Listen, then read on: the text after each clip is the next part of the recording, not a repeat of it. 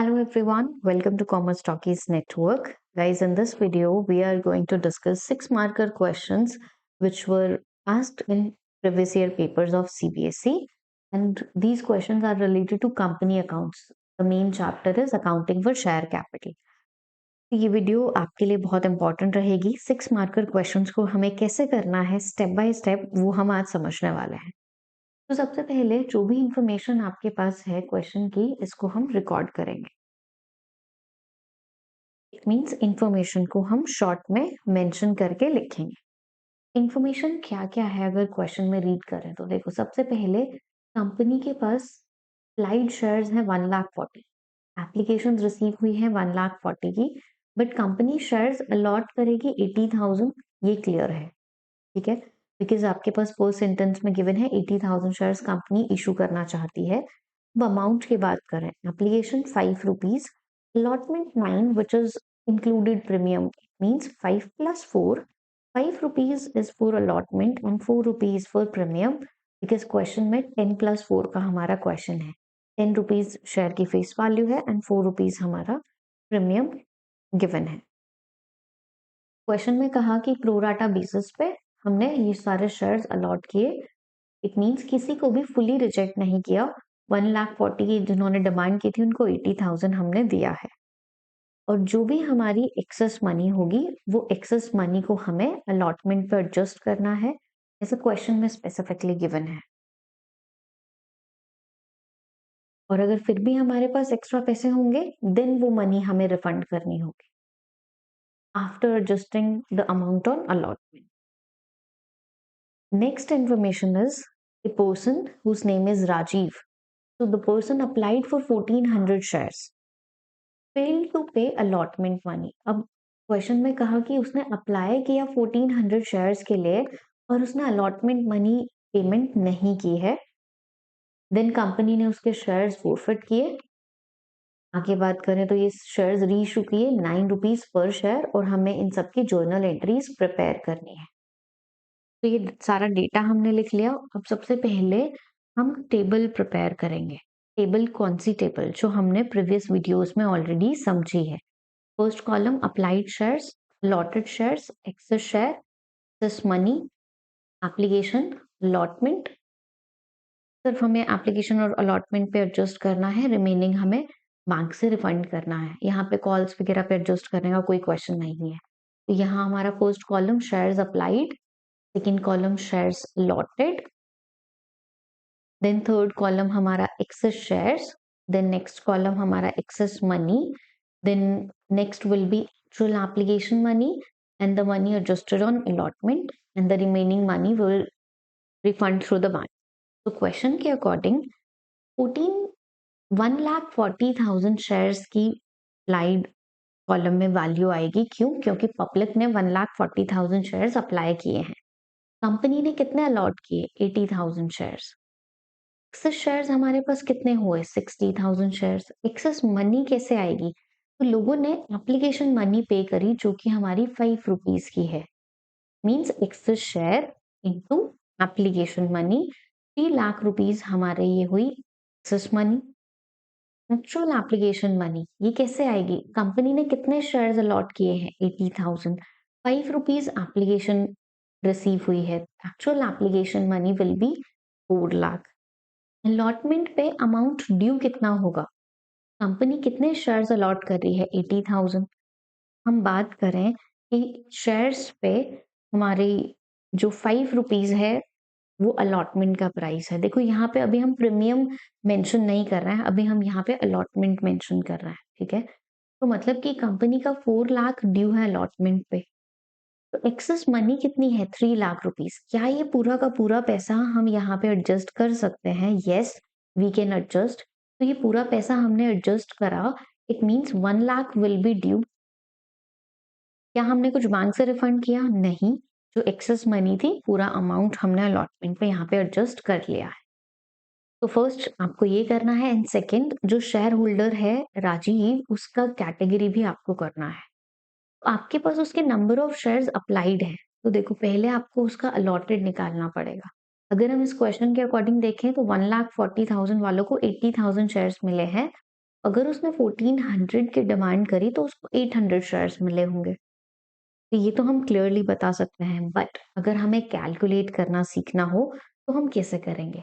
जो चीज आपको कैलकुलेट करनी है वो आप राइट साइड में मेंशन कीजिए। तो आपको निकालना है अलॉटेड शेयर्स। अलॉटेड शेयर्स हैं 80,000। अप्लाइड है आपके पास दिस।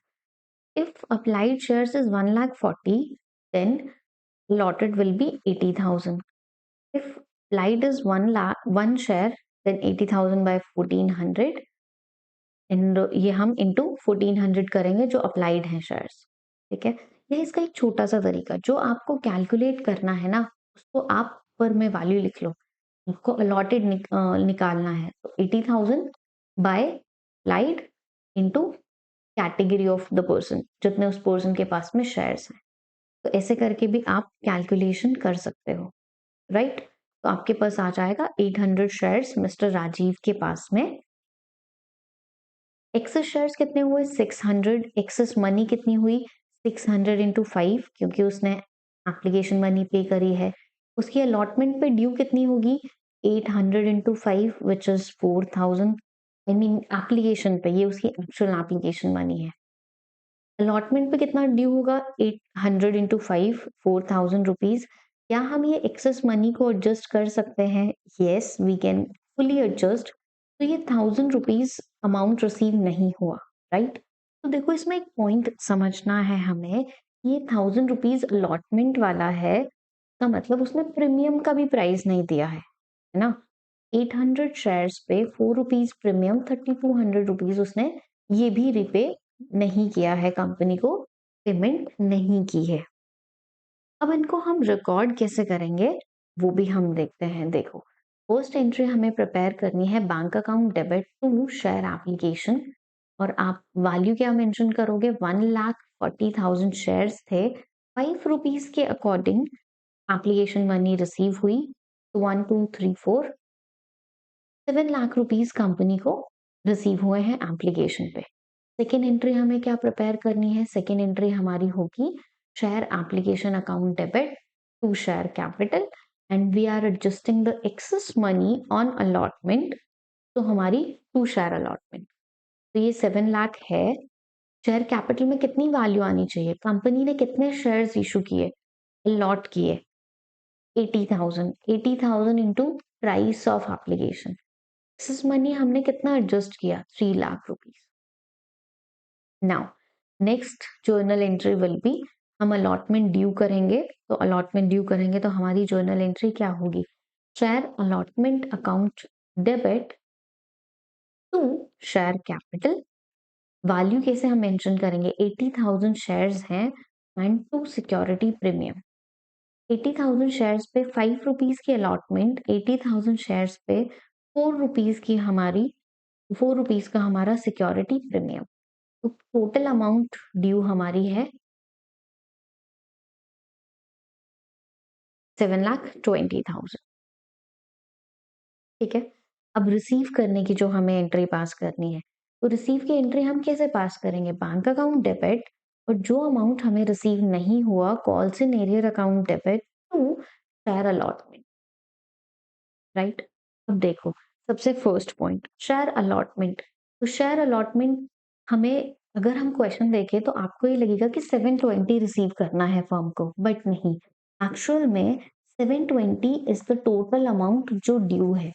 अब आप देखो कि हमने ऊपर कितना एडजस्ट किया है? 3 लाख रुपीस। तो आप ये 3 लाख रुपीस सब्ट्रैक्ट करोगे तो अब कंपनी 4,20,000 रिसीव करेगी। तो क्या इस 4,20,000 में हमें सारी अमाउंट रिसीव हो गई? नहीं, कुछ अमाउंट हमारी कॉल्स इन एरियर है। तो कॉल्स इन एरियर की अमाउंट कितनी है जो हमने प्रीवियस कैलकुलेशन की? शेयर होल्डर ने 1,000 रुपीज तो अलॉटमेंट का नहीं दिया एंड ऑब्वियसली 3,200 उसने सिक्योरिटी प्रीमियम का भी रीपे नहीं किया होगा।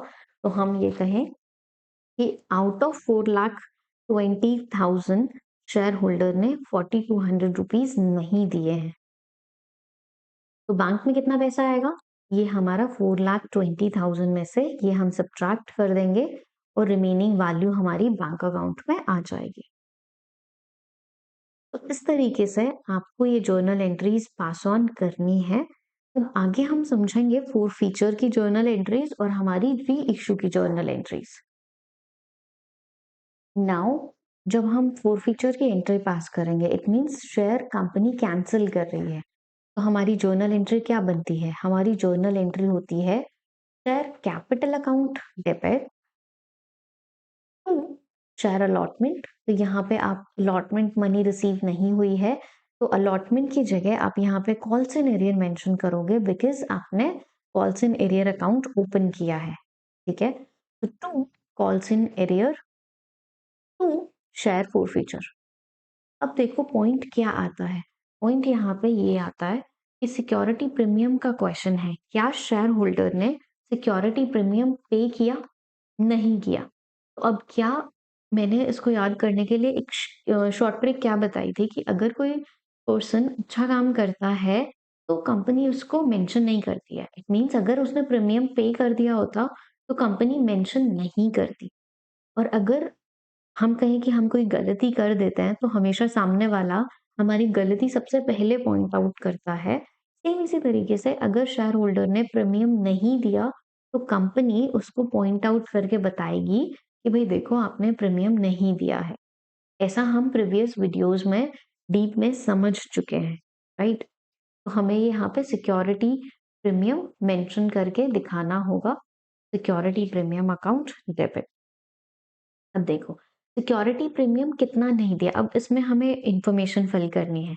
अगर हम टेबल के अकॉर्डिंग देखें तो शेयर होल्डर ने 1000 रुपीज अलॉटमेंट की रीपेमेंट नहीं की थी और 3200 प्रीमियम का नहीं दिया, तो हम प्रीमियम में 3200 मेंशन कर देंगे। Calls in arrear total amount कितना रीपेमेंट नहीं है? 4200। तो शेयर होल्डर ने पे कितना किया वो शेयर फोरफीचर में आता है, और शेयर कैपिटल में वो वैल्यू आती है जो टोटल अमाउंट हमारी कॉल्ड अप है। 800 शेयर्स पे 10 rupees the amount which was called on application and allotment. अब हम दो ऑप्शन है, ये टोटल करके ये माइनस करके रिमेनिंग वैल्यू यहाँ पे रिप्रेजेंट कर दें, या फिर आपको देखना हो कि शेयर होल्डर जितना अमाउंट पे कर चुका है वो आती है। अगर हम डेटा में देखें तो शेयर होल्डर की एक्सेस मनी थी 3000 रुपए और एप्लीकेशन मनी 4000 रुपीज। इन दोनों का टोटल करें तो शेयर होल्डर ने 7000 रुपीज ऑलरेडी पेमेंट कर दी थी। तो ये है हमारी फोर फीचर की एंट्री। अगर आपको फोर फीचर का टॉपिक क्लियर नहीं है तो पहले आप प्रीवियस वीडियोस में ये टॉपिक क्लियर करिए, उसके बाद आप ये वीडियो देखोगे, आप ये क्वेश्चन करोगे तो फोर श्योर आपको समझ में आ जाएंगे। अब हमें शेयर्स री इशू करने हैं, तो हम री इशू के टाइम पे जर्नल एंट्री क्या बनाते हैं? Bank account debit to share capital, right? देखो कि 10 रुपीज का शेयर है और क्वेश्चन में कहा कि हमने 9 रुपीज में री इशू किया fully paid up. It means 1 rupees हम डिस्काउंट दे रहे हैं, तो ये 1 रुपी डिस्काउंट हम कहाँ से करेंगे? फोर फीचर से ये लॉस रिकवर करेंगे, तो हम यहाँ पे मेंशन करेंगे share four feature account debit. तो 800 शेयर्स हैं, 9 रुपीज में री इशू किया 72, 1 रुपी is the discount and the total value was 8000। Clear? अब ये है हमारी जर्नल एंट्री री इशू करने की। अब आगे बात करें तो लास्ट जर्नल एंट्री हमारी होगी जो बैलेंस हमारा शेयर फोर फीचर में रिमेनिंग होता है, उस रिमेनिंग बैलेंस को हम कैपिटल रिजर्व में ट्रांसफर करते हैं। अब देखो कि यहाँ पे आपका एक पॉइंट आएगा कि ये रिमेनिंग बैलेंस बचा कैपिटल रिजर्व में ट्रांसफर करना, इसका मतलब क्या? देखो शेयर का प्राइस था हमारा 10 रुपीज, 800 शेयर्स पर्टिकुलर पर्सन के पास में थे, मतलब कंपनी उससे 8000 रुपए कलेक्ट करती, और शेयर होल्डर ने, अगर हम बात करें, कितना अमाउंट पे कर दिया था शेयर होल्डर ने? लाइक शेयर होल्डर ने 7000 रुपीज कंपनी को ये अमाउंट पेमेंट कर दी थी, है ना? तो कंपनी के पास 7000 रुपीज ऑलरेडी कंपनी कलेक्ट कर चुकी है, दिस अमाउंट वाज कलेक्टेड, और फिर से वो शेयर रीइशू कर दिए तो उस पे और अमाउंट रिसीव हो जाएगी, है ना?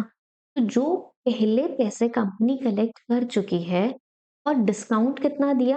800 रुपीज। इट मीन्स कंपनी के पास शेयर फोर फीचर में 6200 रुपीज का बैलेंस रिमेनिंग है, और ये शेयर रीइश्यू हो चुके हैं, तो इस रिमेनिंग बैलेंस को हम कैपिटल रिजर्व में ट्रांसफर करते हैं। ये वाला फंडा हमने डिटेल में फोरफीचर वाले वीडियो में भी समझा था, वहां पे भी हमने ये क्लियर किया था। ठीक है, आई होप कि अब आपको ये क्लियर हो गया है। तो हम कितना बैलेंस ट्रांसफर करेंगे? 60 200 रुपीज। ठीक है, सो गाइस देखो 6 मार्कर के क्वेश्चन में आपको पहले ये टेबल भी प्रिपेयर करनी होगी। ये टेबल आपको वर्किंग नोट में बनानी है। वर्किंग नोट में क्यों? ताकि आपके लिए इजी कैलकुलेशन हो जाए और एग्जामिनर को भी लगे कि हाँ, बच्चे ने चीटिंग नहीं की, खुद से ये टेबल प्रिपेयर की है। फिर उसके बाद ये आपकी जर्नल एंट्रीज बनेंगी 7। इनका क्राइटेरिया होता है, जैसे फॉर एग्जाम्पल की फर्स्ट 2 एंट्रीज 1 मार्कर और बाकी सारी एंट्रीज 1 1 मार्कर ईच, इस तरीके से कुछ भी। तो मतलब ओवरऑल 6 मार्कर का क्वेश्चन आपका ये आएगा। आपको इसमें 10 मिनट से ज्यादा टाइम नहीं लगाना है। अपनी स्पीड फटाफट तेज की जाए और उसके अकॉर्डिंग को फॉलो करने हैं हमारे स्टेप्स। डेफिनेटली आप ये क्वेश्चंस पूरा कर पाओगे। कॉन्सेप्ट क्लैरिटी पे फोकस करो। देखो, कॉन्सेप्ट बिल्डिंग अगर आप करोगे, कॉन्सेप्ट आपका क्रिस्टल क्लियर रहेगा, फॉर श्योर आपको सारे क्वेश्चंस के मार्क्स फुल मिलेंगे। किसी भी स्टेप में कोई भी डाउट है, आपको क्लियर नहीं हुआ है, देन प्लीज हमें बताइए। हम आपको थोड़ा सा कोशिश करेंगे कि और इजी लैंग्वेज में ये क्वेश्चन क्लियर करें। ठीक है, तो 1 वीडियो 1 6 मार्कर क्वेश्चन, इस तरीके से हम मूव ऑन करेंगे। तो आई होप कि आपको ये अच्छा लगा है। Thank you so much for watching this video.